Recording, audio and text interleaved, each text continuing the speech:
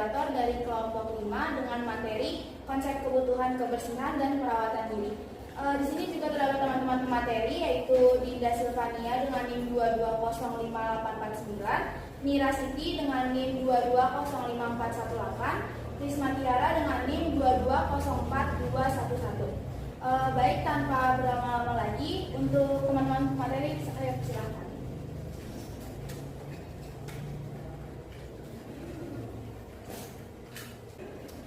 Pertama, saya akan menjelaskan apa itu kebersihan dan perawatan diri. Personal hygiene adalah suatu tindakan untuk memelihara kebersihan dan kesehatan seseorang untuk kesejahteraan fisik dan psikis. Kurangnya perawatan diri adalah kondisi di mana seseorang tidak mampu melakukan perawatan kebersihan untuk dirinya.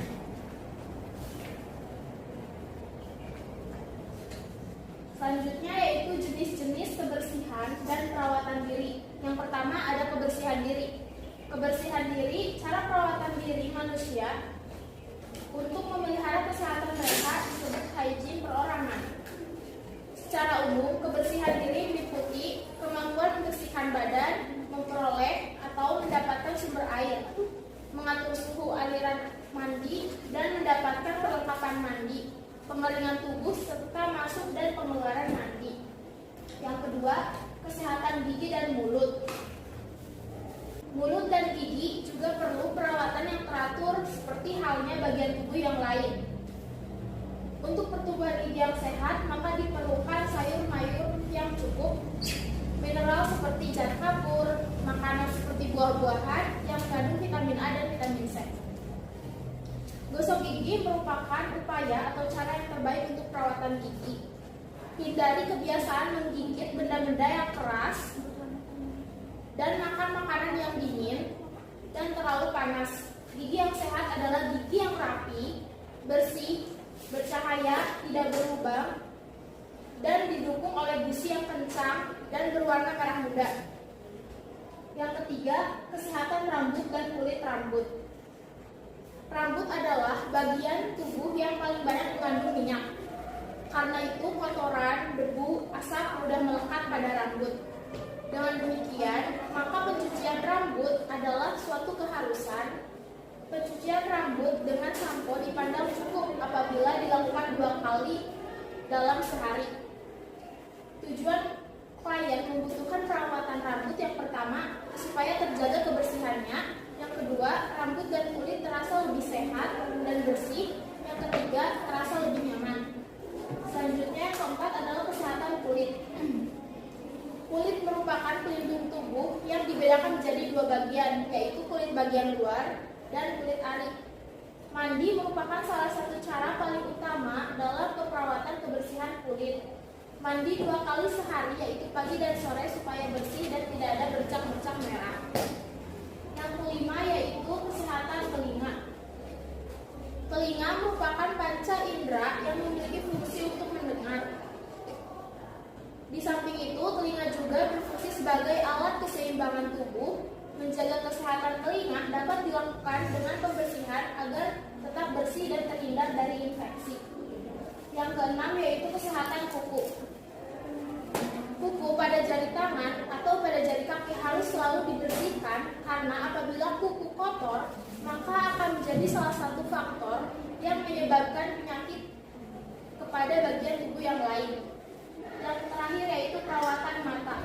Pembersihan pada mata biasanya dilakukan saat mandi dan melibatkan pembersihan dengan washcloth yang dilembabkan ke dalam air. Penggunaan sabun biasanya dihindari karena dapat menyebabkan iritasi pada mata. Selanjutnya yaitu faktor-faktor yang mempengaruhi kebersihan dan perawatan diri. Yang pertama ada citra tubuh. Citra tubuh merupakan konsep subjektif penampilan fisik seseorang yang dapat berubah kapan saja. Yang kedua yaitu praktik sosial. Praktik sosial merupakan wadah bagi sekelompok klien yang berhubungan dengan praktik hygiene pribadi. Yang ketiga yaitu ada pengetahuan. Pengetahuan memiliki peran penting bagi kesehatan yang dapat mempengaruhi praktik hygiene dan diharapkan dapat memotivasi seseorang untuk memenuhi perawatan yang diperlukan untuk diri sendiri.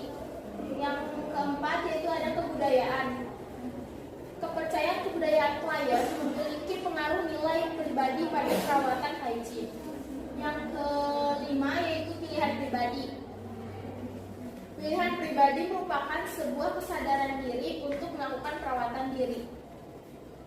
Yang keenam yaitu status sosioekonomi. Status ini merupakan sumber daya ekonomi bagi seseorang yang memiliki pengaruh pada jenis dan tingkat praktik kebersihan yang digunakan.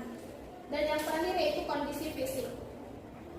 Beberapa orang bisa dikategorikan tidak mampu melakukan hygiene pribadi karena mengidap suatu penyakit tertentu. Selanjutnya akan dilanjutkan oleh rekan saya untuk menjelaskan materi selanjutnya. Kemudian selanjutnya ada pengkajian pada pasien. Yang pertama ada riwayat masa lalu atau riwayat keluarga dengan emosional atau jiwa, di mana data pengkajian pada pasien dapat dikumpulkan dari keluarga atau kerabat terdekat dari yang bersangkutan dalam memberikan dukungan atau perawatan terhadap pasien. Yang kedua ada riwayat penyalahgunaan obat atau alkohol, di mana data ini harus dikaji untuk kita mengetahui tindakan apa selanjutnya yang harus kita lakukan terhadap klien. Yang ketiga ada riwayat gangguan personal atau gangguan kesulitan untuk makan, di mana kita harus mengetahui si klien ini tuh dimana kita harus mengetahui bahwa klien ini tuh memiliki kesulitan dalam hal apa, sehingga bisa memudahkan untuk kita membantu klien. Yang selanjutnya ada riwayat kehilangan. Riwayat kehilangan ini bisa bersangkutan dengan psikologisnya, sehingga dapat mempengaruhi hal-hal yang berkaitan dengan kesulitan yang kini dialami. Yang keenam ada riwayat kondisi medis. Riwayat kondisi medis ini memiliki dua macam, yaitu akut dan kronis. Yang keenam ada riwayat keperawatan. Riwayat keperawatan ini kebiasaan dalam melakukan aktivitas terutama dalam kebersihan diri seperti mandi, berpakaian, berdandan, toileting, dan makan. Dan yang terakhir ada pemeriksaan fisik. Pertama rambut. Yang harus diperhatikan dalam rambut yaitu keadaan kesuburan rambut, kemudian keadaan rambut yang mudah rontok, yang ketiga keadaan rambut yang kusam, dan yang terakhir keadaan tekstur rambut sendiri. Yang kedua ada kepala, di mana kita harus memperhatikan alopesianya atau botak, kemudian ketombenya, berkutu atau tidak, ada eritema dan yang terakhir kebersihan. Yang ketiga ada mata, di mana kita harus memperhatikan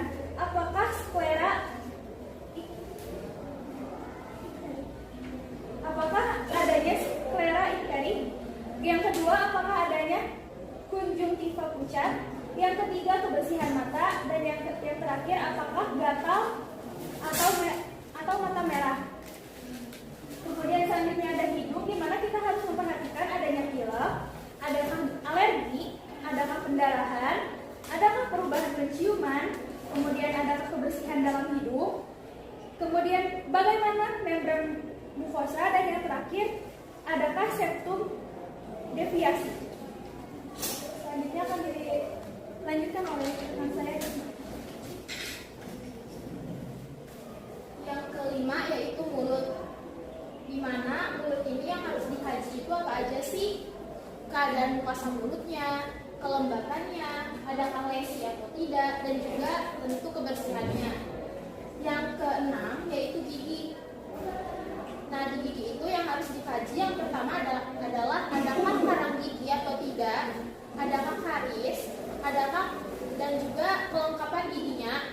Entah itu ada yang kurang satu atau dua, karena mungkin ada suatu hal yang menyebabkan pasien ini harus mengambil atau mencabut giginya, dan juga pertumbuhan giginya dan juga kebersihannya. Yang ketujuh yaitu pada telinga. Adakah kotorannya tidak, adakah lesi, bagaimana bentuk telinga sendiri, dan yang terakhir adakah infeksi atau tidak pada telinga. Yang ke-8 yaitu kulit. Pada kulit yang harus dikaji yaitu kebersihannya, adakah lesi atau tidak, keadaan turgornya, warna kulitnya, dan suhu serta tekstur pertumbuhan bulunya. Selanjutnya akan dijelaskan oleh rekan saya yaitu Dinda. Oke, untuk nomor 9 atau selanjutnya tentang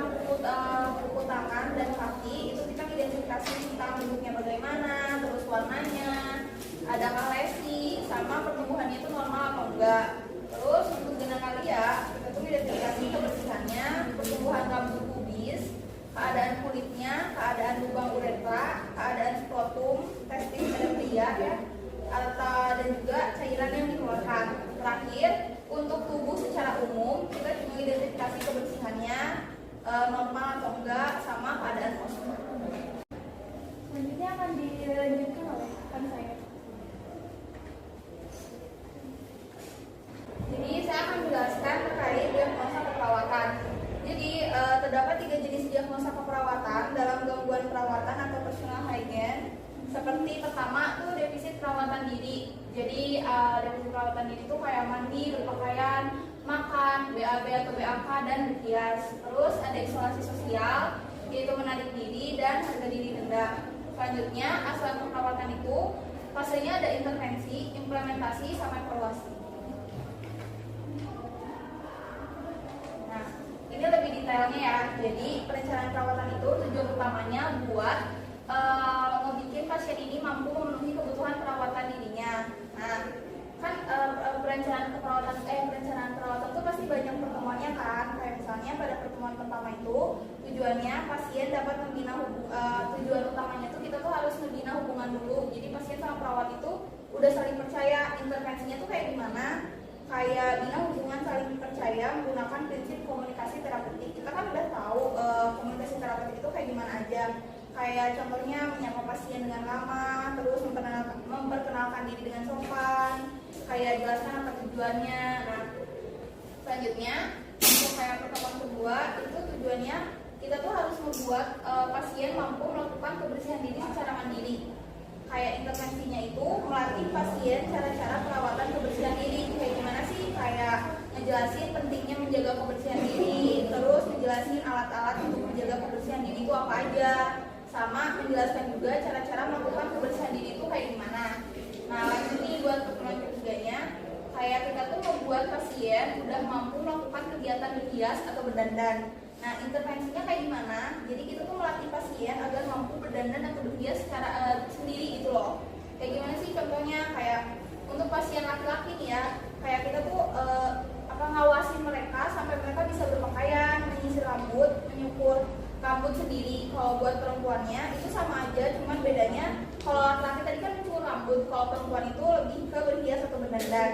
Terus juga kita tuh harus mendorong pasien agar dapat memakai baju dan memasang kancing dengan benar.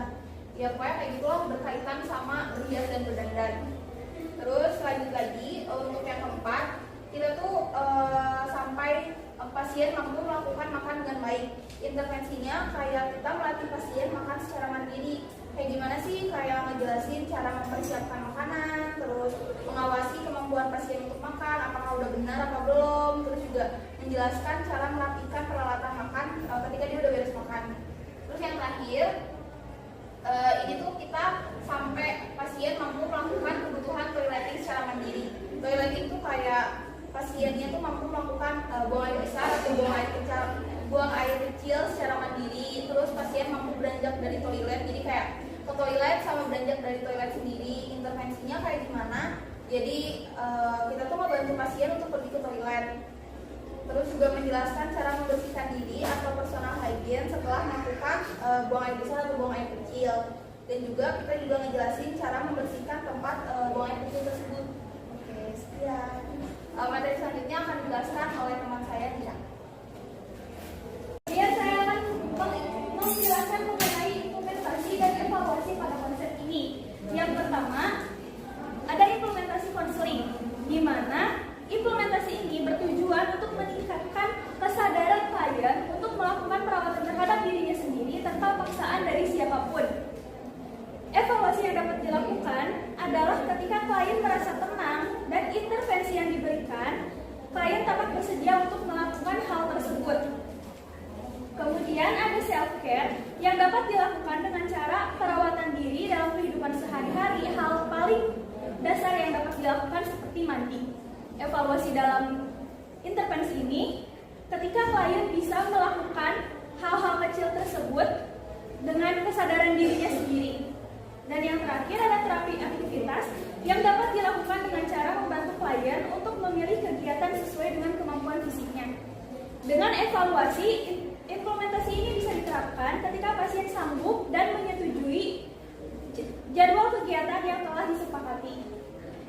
Kemudian ada prosedur kerja yang tidak tertera di dalam PowerPoint. Saya akan menjelaskan apa saja prosedur kerja yang harus kita lakukan. Yang pertama, menjelaskan prosedur kepada pasien. Yang kedua, mencuci tangan dan gunakan sarung tangan. Yang ketiga, tutup pintu ruangan. Keempat, atur posisi pasien dengan sebaik mungkin. Yang kelima, kaji atau tulis keterkaitan tujuan dengan maksud dan tujuan kita untuk melakukan suatu intervensi.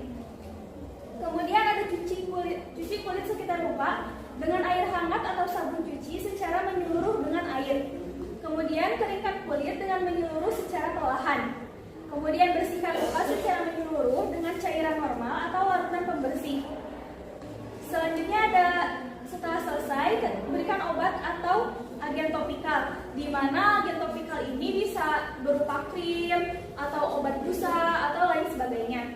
Kemudian catat hasil, cuci tangan, dan jangan lupa untuk berpamitan terlebih dahulu kepada klien. Baik, kepada teman-teman dan juga Bapak Ibu dosen, seperti tadi ya yang sudah dipresentasikan oleh kelompok 5, yang bisa saya ambil kesimpulannya adalah yang pertama, kebersihan dan perawatan diri itu adalah tindakan untuk memelihara kebersihan dan kesehatan seseorang untuk kesejahteraan fisik maupun psikisnya. Nah, kebersihan dan perawatan diri ini juga ada bermacam-macam. Contohnya dari rambut, dari kepala, mata, hidung, dan lain-lain sebagainya dengan prosedur kerja juga yang sangat terperinci. Oke, baik, terima kasih kepada kelompok 5 dan terima kasih juga kepada audiens dan juga Bapak Ibu dosen yang sudah mendengarkan dan juga memperhatikan presentasi dari kelompok 5. Kurang lebihnya mohon maaf. Selamat